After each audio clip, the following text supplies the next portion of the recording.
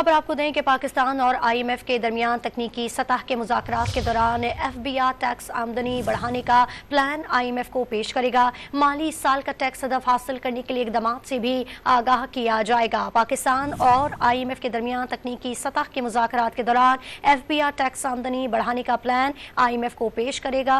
मज़ीद तफसील जान लेते हैं। डॉन न्यूज़ के नुमाइंदे ताहिर शरानी हमारे साथ मौजूद हैं। ताहिर शरानी, आगाह कीजिएगा। देखिए, इस वक्त पाकिस्तान और IMF के दरमियान $3 अरब के कलील मुद्दती कर्ज प्रोग्राम के तहत जो तकनीकी सतह के मुज़ाकरात हैं वो जारी हैं और जो IMF वफ्द है उन्होंने वजारत खजाना, पावर डिवीजन के हुकाम समेत जो दीगर मुतल्लिका हुकाम है उनके साथ मुलाकातें कर चुका है और उसके बाद अब FBR की जानिब से जो IMF वफ्द के साथ जो प्लान शेयर किया जाएगा वो टैक्स आमदनी बढ़ाने से मुतालिक है।